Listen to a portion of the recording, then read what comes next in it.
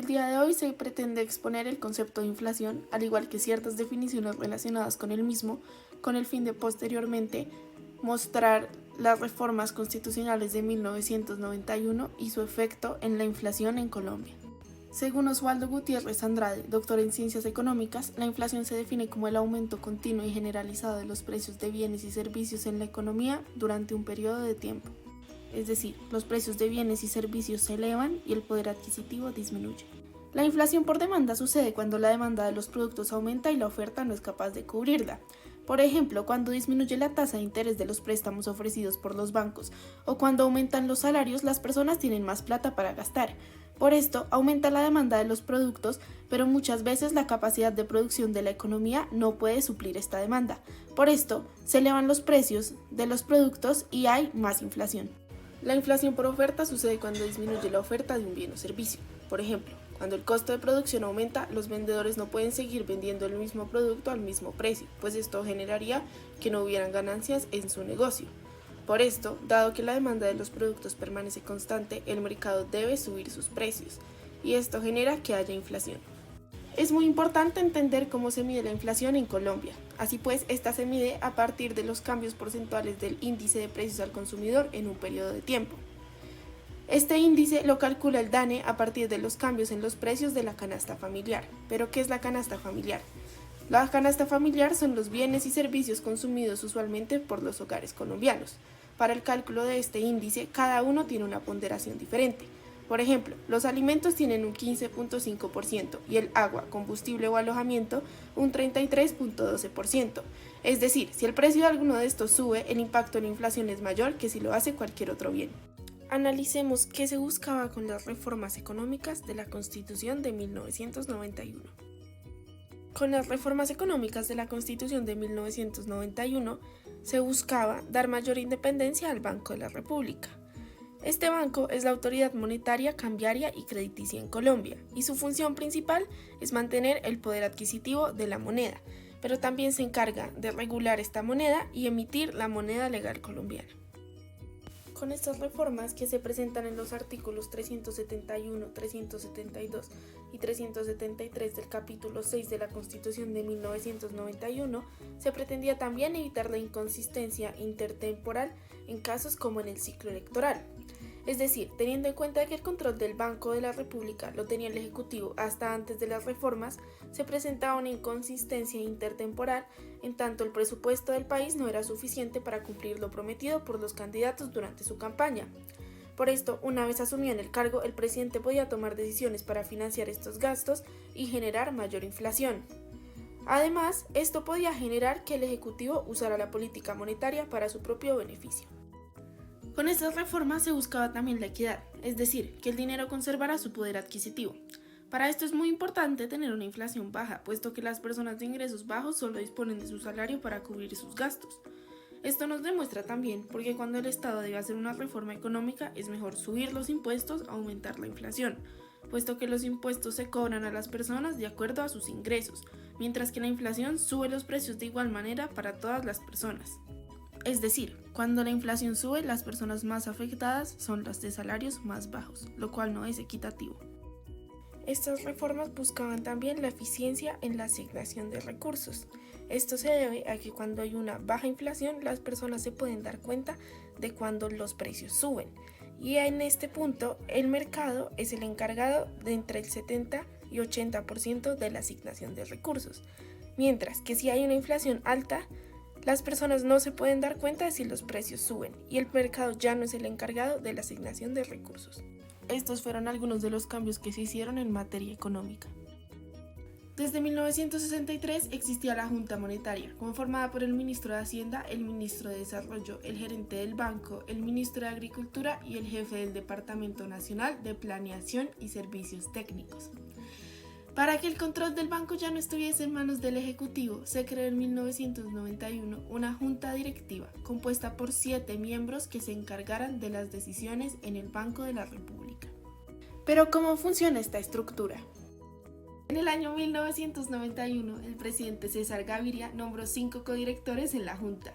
A partir de este periodo electoral e incluso hoy en día, cada presidente está encargado de nombrar 2 codirectores en la Junta a los 2 años de su periodo presidencial, y cada uno de estos codirectores se desempeña en el Banco de la República por un periodo de 2 años.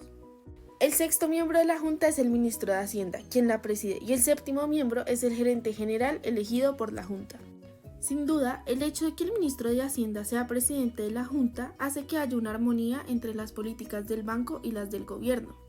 Además, en esta constitución se tomó la decisión de darle rango constitucional a la búsqueda del mantenimiento del poder adquisitivo de la moneda. Ello significa que una prioridad de la Junta es el control de la inflación, pero en coordinación con la política económica general. La razón que motivó concederle alta importancia al control de la inflación es el alto costo que tiene la misma para la sociedad. Por tanto, este control es una tarea que apremia. Además, con el fin de hacer seguimiento sobre las acciones del banco, se ordenó que éste debe presentar un informe semestral al Congreso de la República sobre el desempeño de la economía y el papel del banco en la misma. Igualmente, esta Constitución pidió eliminar funciones como la de otorgar crédito al sector privado o al gobierno, a menos de que se presenten circunstancias especiales. En situaciones normales, el Banco de la República solo podrá otorgar créditos a los intermediarios financieros ante problemas temporales de liquidez o escasez de recursos.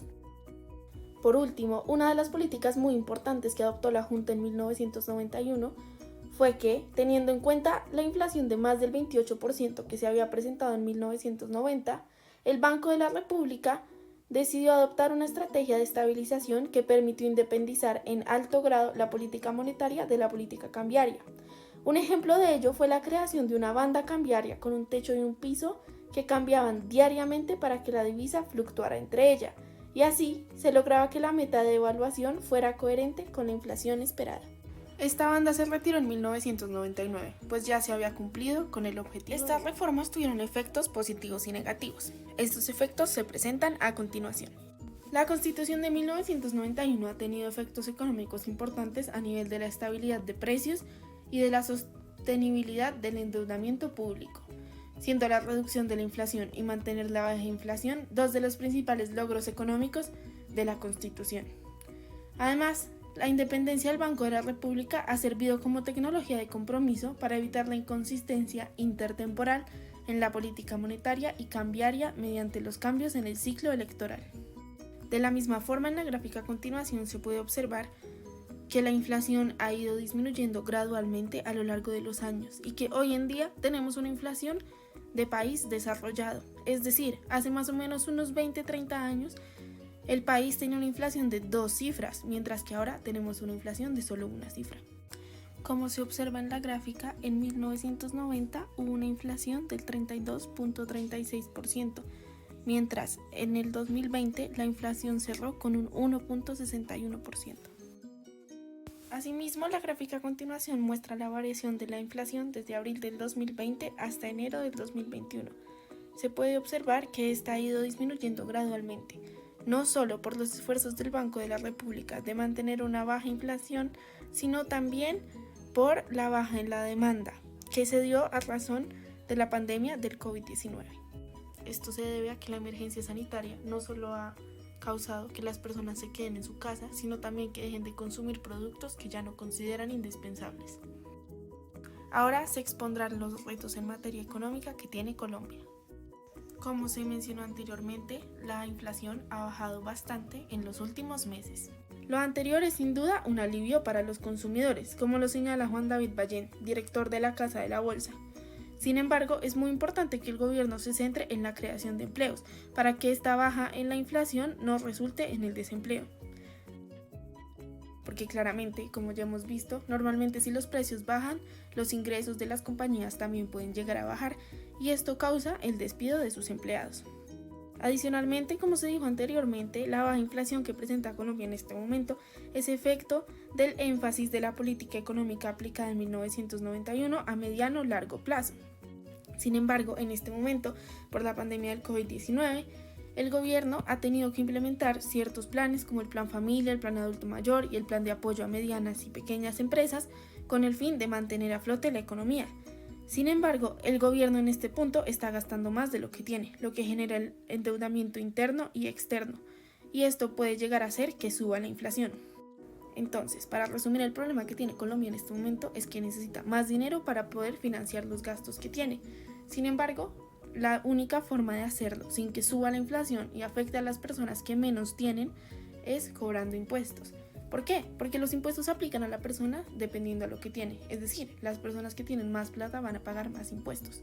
Al contrario, la inflación aplica a todas las personas por igual. Sin embargo, las personas que tan solo sobreviven con un salario mínimo se ven más afectadas por esta inflación, puesto que su dinero no les alcanza para sobrevivir. Entonces, sin duda es necesaria una reforma tributaria en Colombia. El debate que viene ahora es, ¿para quiénes debe ser?